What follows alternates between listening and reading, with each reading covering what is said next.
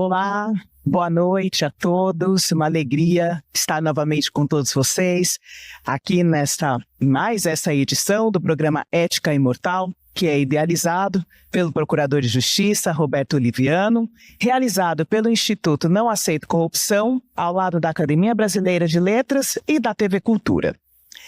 Este programa visa refletir sobre os principais temas da nossa sociedade a partir da ética. E nas conferências anteriores, nós tivemos a honra de receber nomes como Merval Pereira, Antônio Carlos Sequim, Eduardo Janetti, Celso Laffer, Carlos Nejar, Joaquim Falcão, Ricardo Cavalieri, Lília Schwartz e Edgar Teles Ribeiro. E hoje, em nosso 10º encontro, está em foco o tema Ética e Democracia. E para conversarmos sobre esse tema, hoje nós temos a alegria de receber uma das acadêmicas mais respeitadas do nosso país, a imortal Rosisca Darcy de Oliveira. Professora, um prazer recebê-la. Só dar uma breve palavrinha antes de dar a palavra à professora Rosisca Darcy, agora valendo aqui, formalmente. Então, é um privilégio para o INAC ter todos e todas vocês hoje para discutirmos isso. Eu não fiz a audiodescrição, mas sempre é tempo. Eu sou um homem moreno, uso óculos, estou usando um blazer azul marinho, uma calça jeans, uma camisa azul, e é realmente uma alegria ter todos e todas vocês nesta noite. Devolvo a palavra para a Joyce para concluir a apresentação e passar então a palavra à professora Rosisca Darcy. Isso, antes que eu me esqueça também vou fazer aqui a minha audiodescrição. Eu sou uma mulher de cabelo crespo, alta, estou com uma roupa preta, blazer preto, saia preta e casaco preto. E uso óculos também. Eu tenho aqui um resumo que eu quero dividir com vocês da trajetória da professora Rosisca, um breve resumo, mas vou compartilhar. A professora Rosisca Darcy nasceu no Rio de Janeiro, é jornalista, escritora, é uma das 6 mulheres da ABL e ela ocupa a cadeira de número 10 da Academia Brasileira de Letras. Autora de 13 livros publicados no Brasil e no exterior, entre eles Elogio da Diferença, Chão de Terra, Pássaro Louco e Liberdade. Em seus contos, crônicas, ensaios, artigos, um fio civilizatório costura a defesa da liberdade, dos direitos das mulheres e da valorização da cultura brasileira. Jornalista, como eu já mencionei, ela escreveu no jornal Estado de São Paulo, no Globo e hoje é editora da Revista Brasileira da ABL. Então nós vamos dar novamente as boas-vindas à professora Rosisca. Eu já emendo, professora. Um primeiro pensamento, para que nós possamos ouvi-la, eu gostaria de relembrar o filme Ainda Estou Aqui, que fez com que o Brasil vivesse, a histórica conquista do Oscar, com a atuação memorável da Fernanda Torres, retratando a ditadura no Brasil, cujos crimes contra os direitos humanos foram anistiados.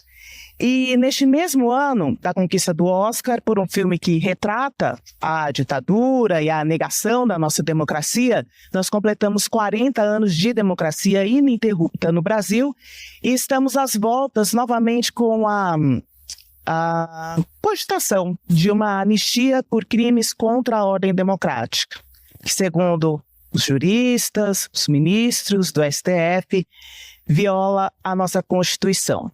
E aí eu te pergunto, como encarar essa pretensão do ponto de vista da ética democrática? Boa noite a todos. Boa noite, Dr. Roberto Oliviano. Boa noite, Joyce Ribeiro. Boa noite. É um prazer estar com vocês aqui. E na pessoa do Dr. Roberto, eu quero cumprimentar toda a equipe do Instituto Não Aceito Corrupção. O título desse instituto já é em si uma alegria para mim, porque eu também não. E eu, portanto, só posso ficar muito feliz de estar aqui hoje com esse desafio que é discutir ética e democracia, justamente, como já foi dito aqui, no momento em que a democracia brasileira passa, talvez, por uma das suas crises mais agudas. Eu começaria dizendo a você, Joyce, que a minha geração foi uma geração que assistiu ao filme Ainda Estou Aqui, ao vivo. Foi uma geração que viu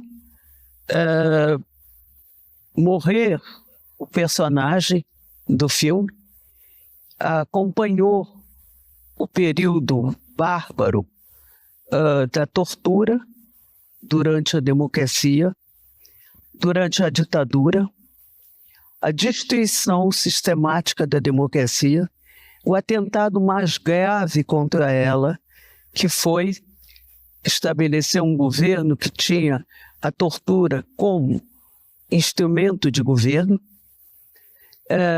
Portanto, quando eu assisti o filme Ainda Estamos Aqui, eu tive uma emoção muito forte, porque eu reconheci e revivi cada um daqueles momentos que, afinal de contas, destroçaram a vida de muitos brasileiros, inclusive da família que ali está representada.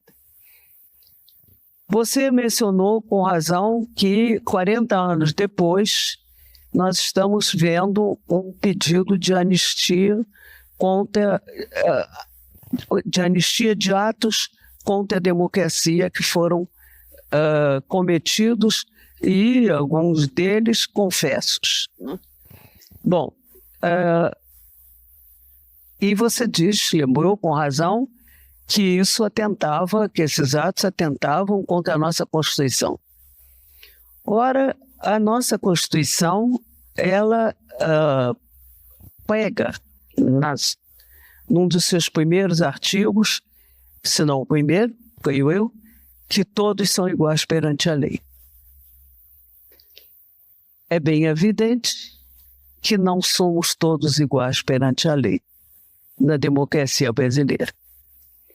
É bem evidente que atos antidemocráticos são praticados, e os atos praticados e que ora demandam o perdão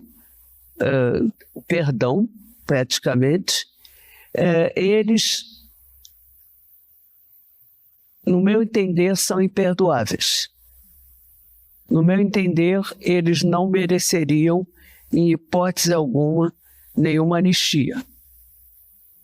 E digo isso porque atentar contra a democracia, atentar contra a Constituição brasileira, é um crime não reparável, porque consegue destruir por muito tempo aquilo que é mais precioso no nosso país, que é a liberdade. Mas eu queria começar analisando um pouco essa questão de como a Constituição brasileira não tem sido amplamente respeitada, na medida em que todos nós não somos iguais perante a lei. Se por um lado isso é verdade, e nós vemos que o Congresso Nacional não vem ajudando em nada a que isso se torne uma realidade, por outro lado, eu diria que nós não devemos olhar para o Brasil, não devemos olhar para a sociedade brasileira e tampouco para as instituições brasileiras sem pensar naqueles que são a essência do país, que é o povo brasileiro. E o povo brasileiro, certamente, nem todos são iguais perante a lei nesse povo, mas nos últimos anos nós temos tido, se por um lado nós temos tido uma decepção progressiva com a política institucionalizada, quer dizer, a política de partidos, a política do Congresso, se por um lado isso tudo é muito evidente e muito chocante, por outro lado, nós temos uma sociedade que se mostra com um dinamismo muito importante no sentido da recuperação de direitos e de direitos democráticos para grandes parcelas da população.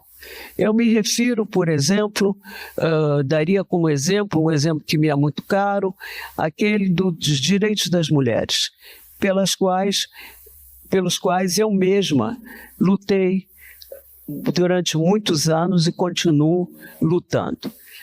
Acrescentaria ainda a isso as imensas conquistas do movimento negro e outros tantos movimentos de sociedade que são movimentos libertários, que são movimentos civilizatórios e que vão progressivamente alargando o campo democrático do Brasil na sua população. Isso, para mim, é muito importante sublinhar, porque senão nós entramos num processo de depressão, vendo algumas instituições tão fundamentais, como o Congresso Brasileiro, enfim, passando por um processo de ser desacreditado, de não haver confiança nele, não é? A mesma coisa em relação a partidos políticos, também essa descrença. Mas é importante colocar numa balança, quando se olha um país, colocar numa balança o olhar que pousa nessas instituições que, a nossos olhos, são desacreditadas e, ao mesmo tempo, colocar numa outra balança uma sociedade que muda, que tem conquistas, que se transforma, que vai, pouco a pouco, dando um espaço democrático àqueles que eram excluídos, que estão excluídos, e que eu gosto muito de dizer que pessoas que saem de uma posição de um não-eu para ser um outro eu, não é? E para propor uma outra maneira de existir. E eu acho que isso tem acontecido com uma grande parcela da população brasileira. Acho que a sociedade se democratizou bastante. Portanto, nessa sociedade cada vez mais democratizada, destaca-se ainda mais e de maneira mais chocante um pedido de anistia para crimes antidemocráticos que se caracterizaram fundamentalmente pela agressão a instituições que foram criadas pela nossa Constituição. Quer dizer, o nível de desrespeito, de agressão, as coisas que foram cometidas diante da nossa Constituição são inaceitáveis. Então, reencontrar, 40 anos depois, essas mesmas demandas, por um lado, me decepciona. Por outro lado, não me surpreende. Não me surpreende tanto porque nós sabemos que a questão da democracia não é uma questão resolvida. E não é uma questão resolvida porque ainda subsistem na sociedade brasileira resquícios de uma mentalidade autoritária, contra a qual todos esses movimentos a que eu me referi têm se manifestado e têm obtido resultados.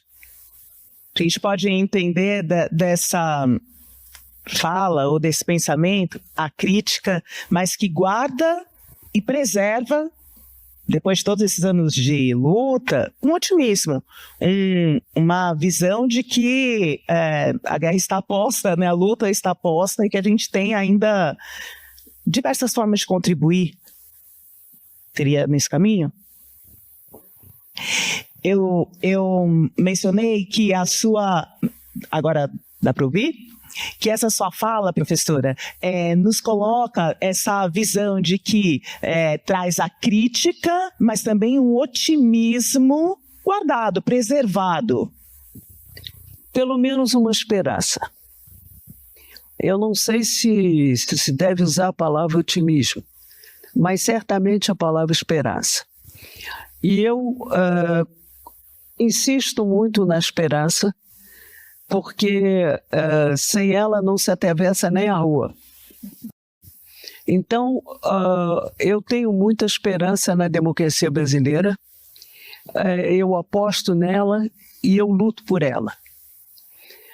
E eu vejo, por isso mesmo, o meu olhar pousa preferencialmente ali onde nós podemos identificar uma vitória, eu diria mais até do que da democracia, uma vitória dos valores humanistas, dos valores de civilização. É preciso ter uma lente voltada para esses lugares onde a liberdade se manifesta, né? A liberdade que é uma fênix, quer dizer, é uma fênix no sentido em que ela é atacada, ela é destruída, ela foi destruída durante a ditadura, durante 20 anos, e, no entanto, ela renasceu.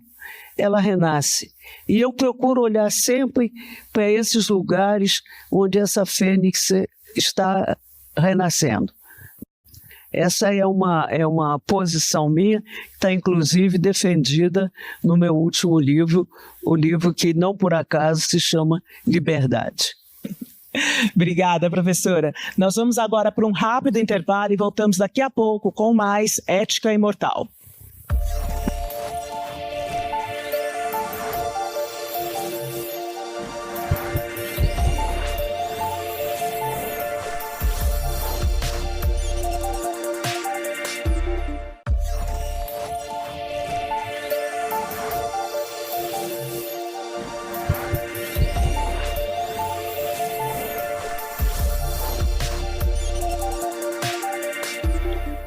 Estamos de volta com mais do programa Ética Imortal. Eu já quero deixar aqui um recado para vocês.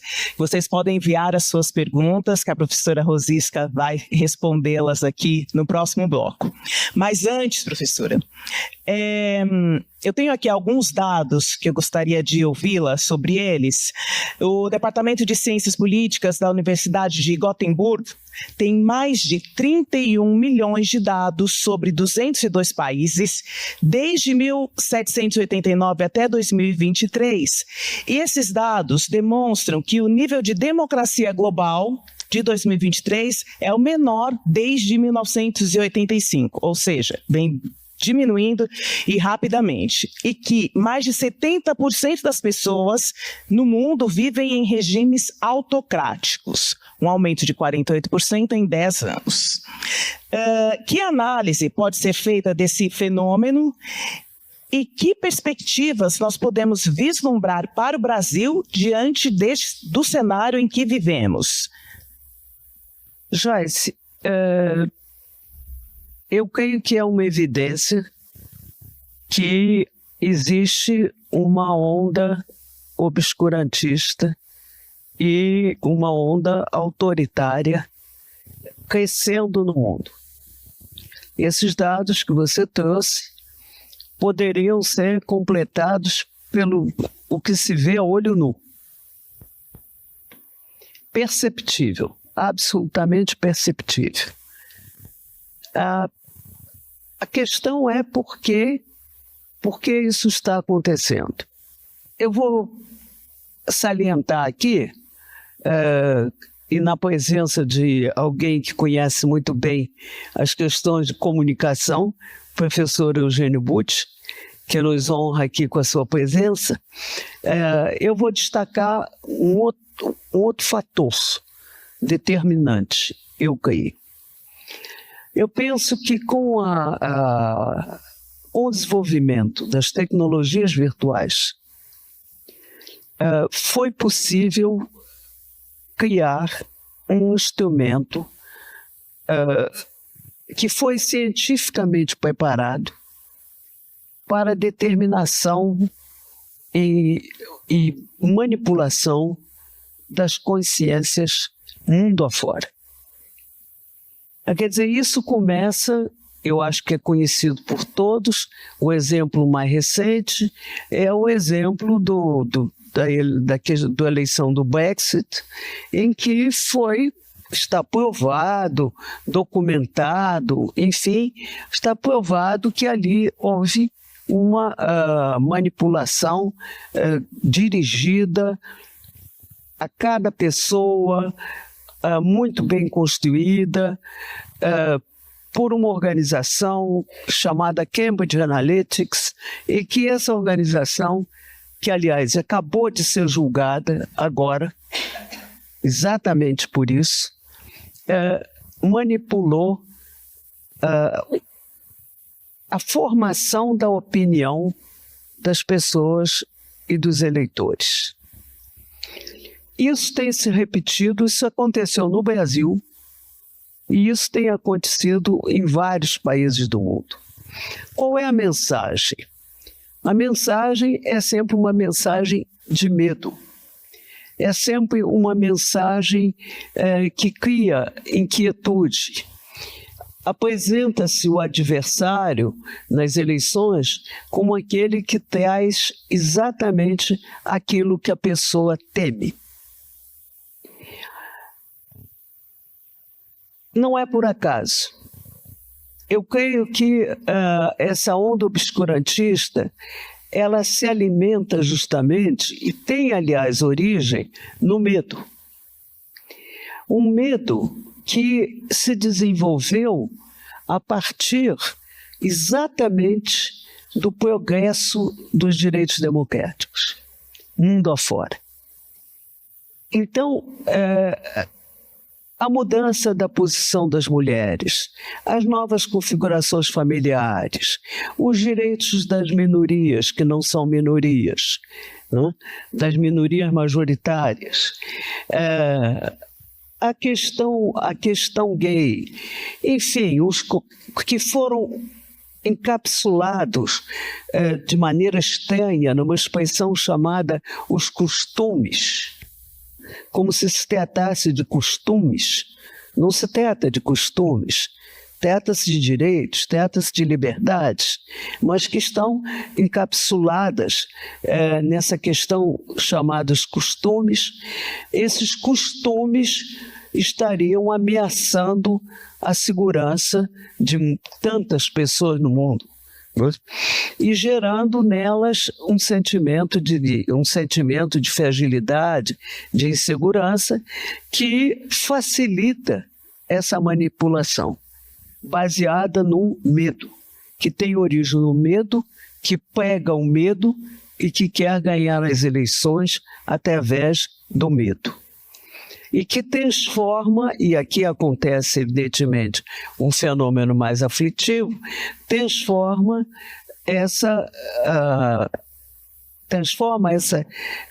esse terror em que vive em ódio. Então se trata de uma pregação violenta, uma pregação odienta contra esses costumes que ferem tanto a tranquilidade daqueles a quem a falta de direito dos outros não provocava qualquer inquietude. Então, eu penso que seja esse o quadro, digamos, um quadro de utilização dos instrumentos mais modernos, não só da comunicação, também da psicologia social. É uma combinatória de elementos científicos, tecnológicos, para a manipulação da opinião pública no mundo todo. Eu creio que isso seja certamente, se não toda a explicação, pelo menos uma explicação muito importante, um fator muito importante dessa destruição progressiva da democracia, tal como nós a conhecemos, tal como nós a praticávamos e continuamos querendo praticar. Liviana? Sim, podemos. Vamos lá, nós recebemos já algumas.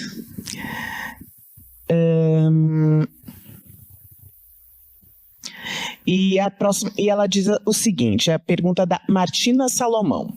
Uma questão sempre me vem à mente. Considerando que uma sociedade democrática é algo que todos podemos sentir e perceber a sua existência, e que alguém constantemente chama para si a defesa da democracia, será que ainda vivemos sob o seu manto? Ainda vivemos sob o seu manto, o manto da democracia? Eu penso que, enquanto nós pudermos estar aqui reunidos dizendo o que nós estamos dizendo, nós ainda temos um campo que pode ser chamado de democrático.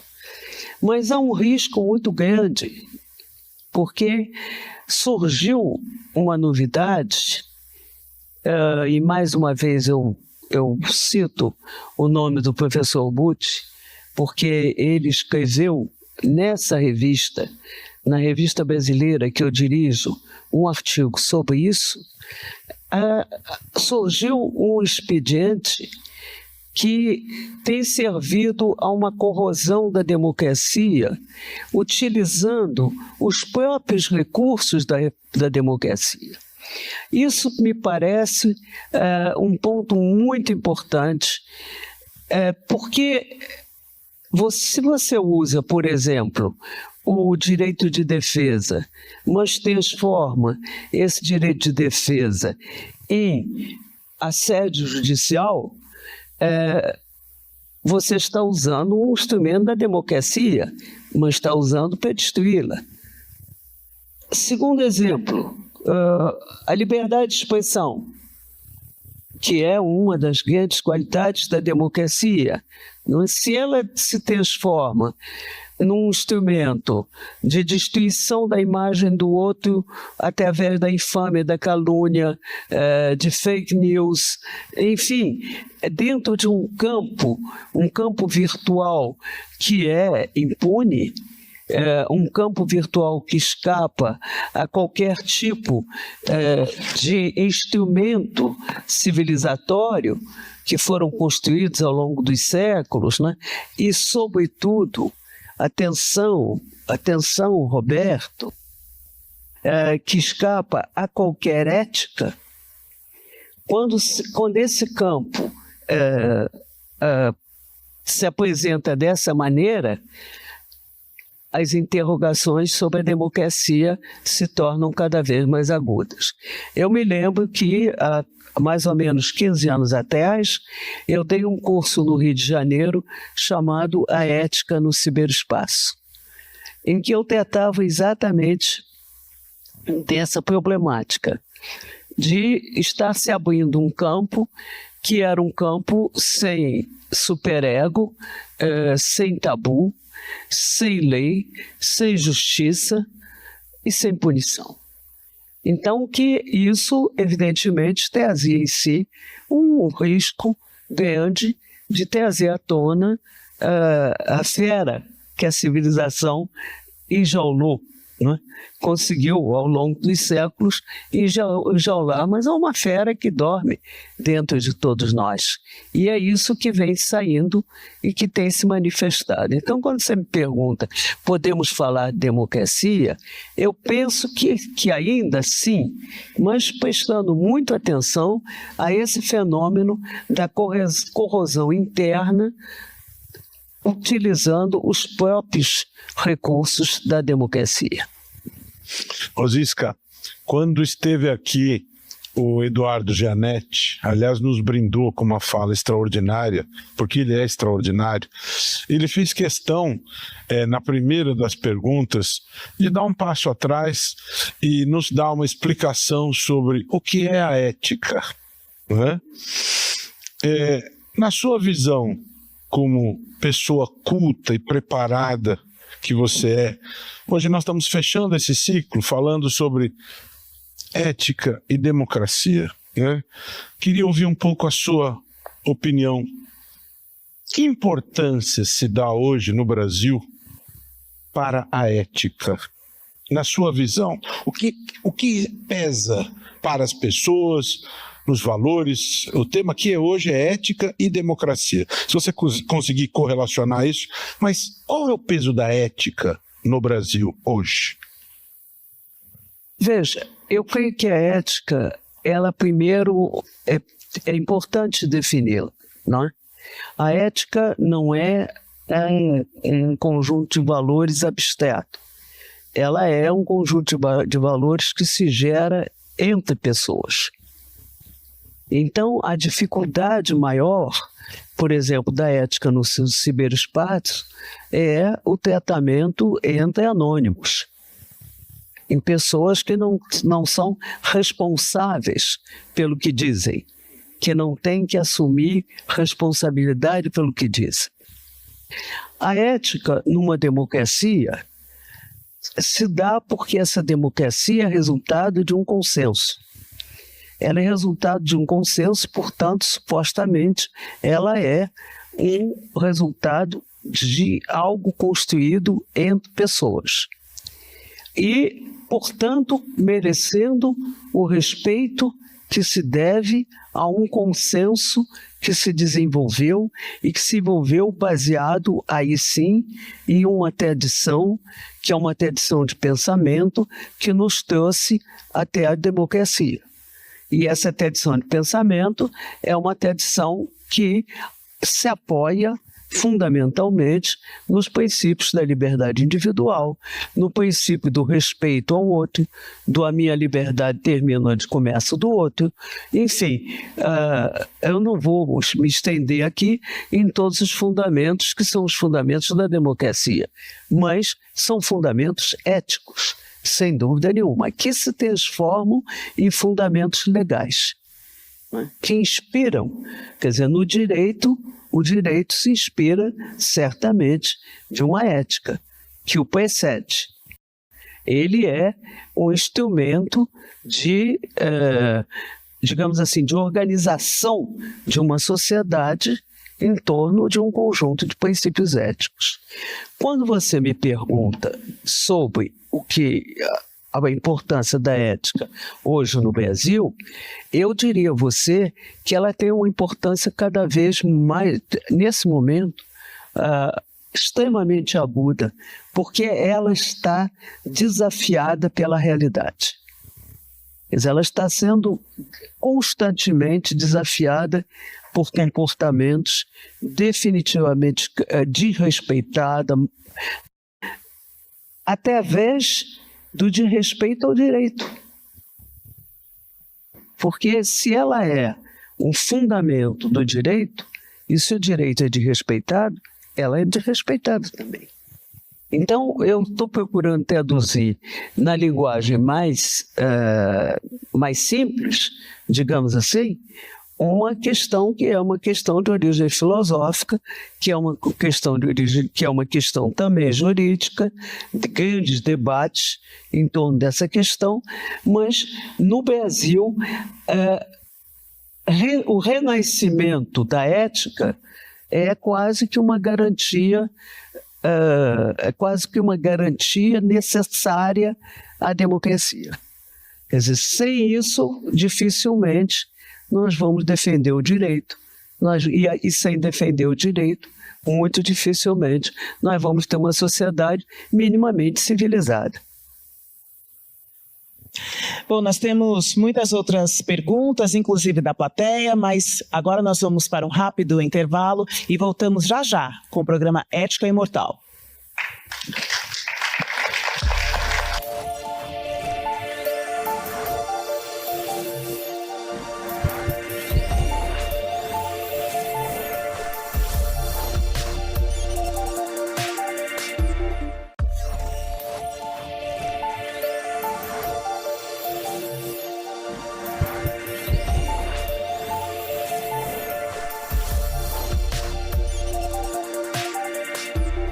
Estamos de volta com mais um bloco do programa Ética Imortal. Professora, eu não poderia deixar de trazer essa pergunta, conhecendo a sua trajetória na luta do feminismo, sobre a questão da interseccionalidade na luta feminista. Como que a senhora enxerga os nossos avanços, os nossos retrocessos, o engajamento digital desse assunto? E a senhora acredita que hoje nós temos um diálogo real, ou de que forma transformar o que temos hoje num diálogo real entre todos os feminismos que precisam da nossa dedicação e atenção? Joyce, eu tenho um olhar sobre isso que é um olhar muito antigo.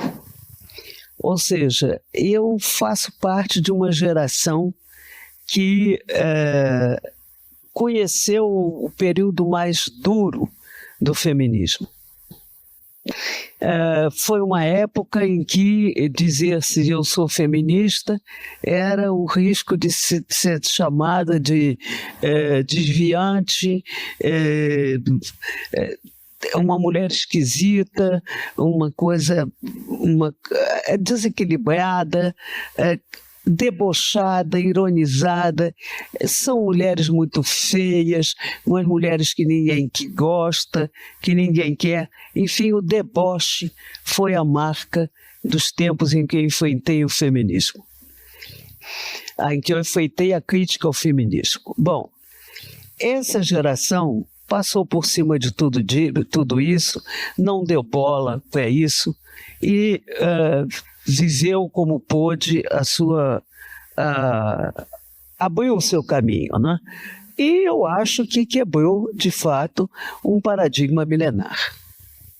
Isso ninguém nos tira. Eu acho que nós tivemos o privilégio de viver isso. Dito isso, de lá para cá, evidentemente, há um alargamento do que foi o trabalho de uma minoria, no sentido de transformar isso numa questão de sociedade. Então, eu sintetizo isso na seguinte expressão: houve um momento em que havia um movimento de mulheres. Hoje existem as mulheres em movimento. Todas as mulheres estão em movimento. E cada uma está em movimento à sua maneira. Então, é natural que existam várias maneiras de viver e de descrever o que é o feminismo. Eu participei de um programa de televisão, algum tempo atrás, um programa que não por acaso se chamava Provocações, né, com o Abu Janra, que me entrevistava. E ele abriu o programa me dizendo, eu tenho aqui uma pergunta, Dr. Freud, para você, e essa pergunta é, o que querem as mulheres?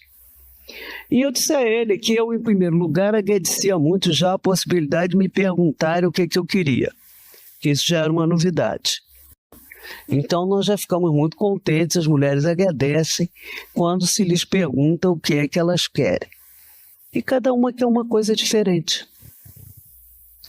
Essa é a questão.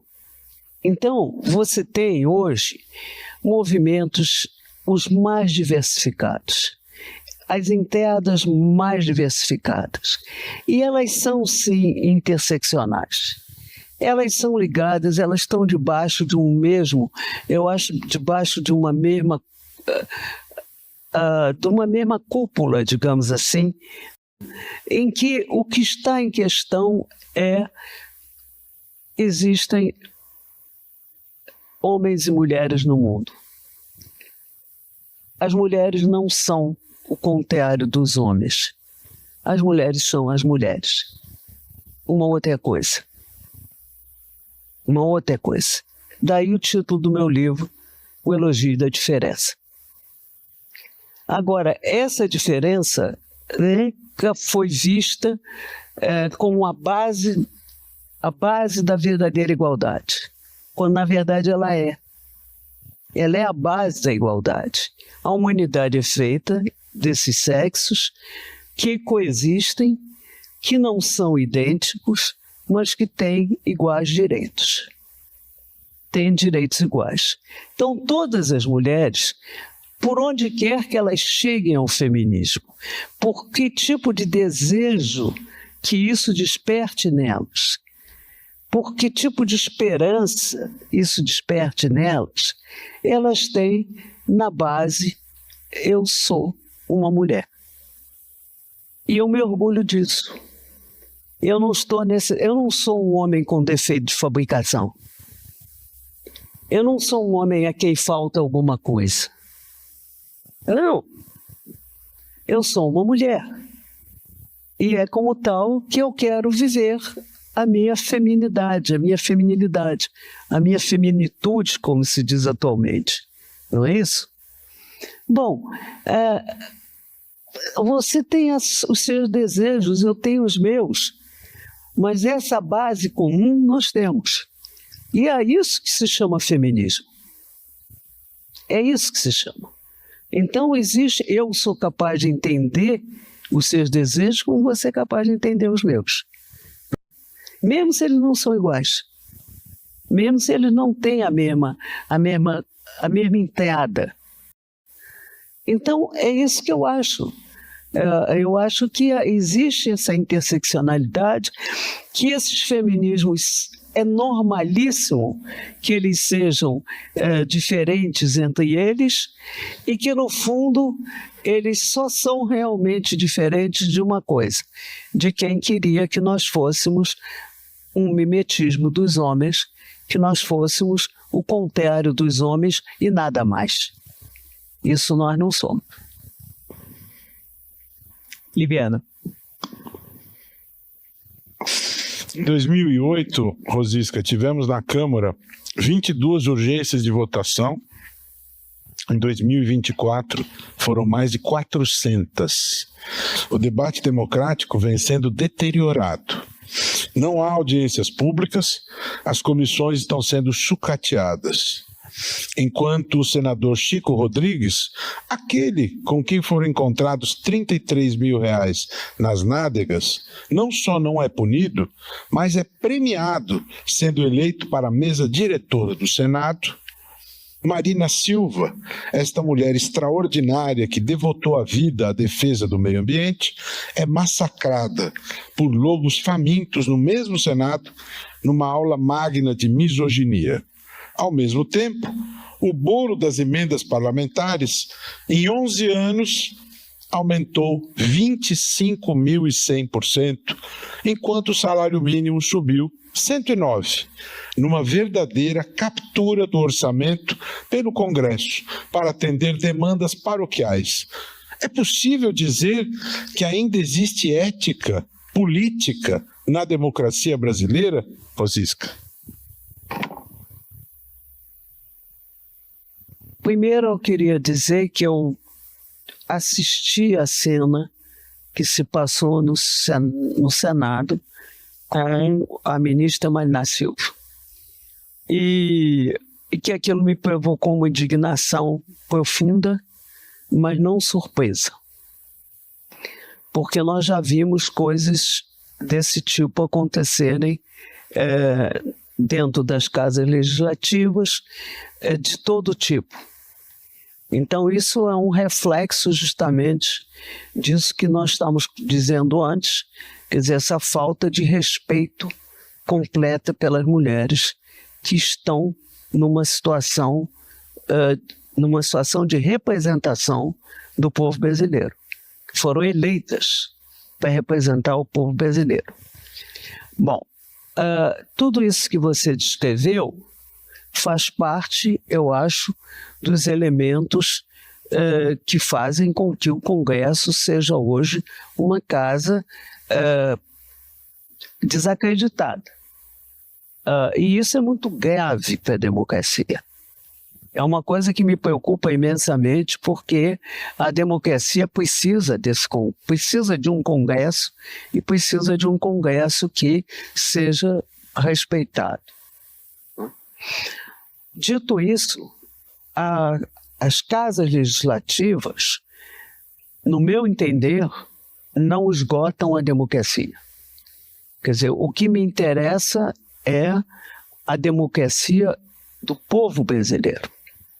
Eu tenho um interesse muito grande em que a sociedade brasileira passe a respeitar não só as mulheres, mas também os homens, que a sociedade brasileira não seja corrupta, que não haja roubalheira também na sociedade. Enfim, todos esses defeitos que você enunciou com razão, constando lá nessa Casa Legislativa, para mim a primeira preocupação é que eles não estejam aqui, porque se não estiverem, não estarão também lá. Quer dizer, é muito necessário, eu creio, que nós tenhamos, que nós utilizemos a nossa liberdade de expressão, o nosso poder de convicção, para falar a todos aqueles com quem nós podemos falar e aqueles a que nós podemos possivelmente influenciar, falando de uma ética diferente, falando de uma moralidade diferente, falando da necessidade de construir uma sociedade sobre bases sólidas, de valores que estão sob ataque. Isso, para mim, é o mais importante, porque eu não creio que o Congresso vá mudar nem se corrigir a si mesmo. Isso não acontecerá. Ele terá que ser corrigido por aqueles que os elegem. Senão, não haverá nenhuma esperança de corrigir esse Congresso. Mas insisto em que o povo brasileiro é muito mais amplo do que os poucos representantes, entre aspas, que estão lá. E nós sabemos todos que há mecanismos que permeiam, por exemplo, os partidos políticos e que permitem que esse tipo de situação se construa e que ela vigore dentro de uma casa legislativa. Bom, temos aqui uma última pergunta da plateia, do Cláudio Santos, e ele diz o seguinte, que diante do projeto ambicioso e global dos Objetivos de Desenvolvimento Sustentável, como a senhora percebe a evolução ou a redefinição da própria noção de cidadania? Eu não sei se eu vou conseguir responder exatamente ao que esteja na pergunta, porque a questão de cidadania é uma base do desenvolvimento sustentável, tal como eu o definiria. Quer dizer, a cidadania é quem exige um desenvolvimento sustentável. O desenvolvimento sustentável não é uma ideia nascida de uma abstração, é uma ideia nascida da experiência de uma sociedade que se percebe necessitando de um desenvolvimento que seja sustentável, se for sustentável, ou não terá sobrevivência. Então, essa é uma demanda importante da sociedade e ela coincide com a demanda de cidadania. Para mim, existe uma similitude entre elas. Eu não sei se na maneira de ver da pessoa que me perguntou, ela faz essa associação que eu faço. Quer dizer, eu não vejo nenhuma teoria, aliás, nenhuma teoria que não atenda a um princípio de cidadania. A cidadania é a primeira condição, aliás, dentro da Constituição também, né? É a primeira para exigir direitos. E o desenvolvimento sustentável é uma demanda de direitos. Ele formulado dessa maneira, uma expectativa de desenvolvimento, mas uma exigência de sustentabilidade, ele atende a duas demandas da cidadania. É assim que eu formularia isso. Agradeço mais uma vez a presença da professora Rosisca. Muito obrigada por hoje, por essa aula de hoje. E já fica aqui o convite para uma próxima oportunidade. E assim nós encerramos o 10º e último encontro nessa temporada do programa Ética Imortal. Uma boa noite a todos e até a breve.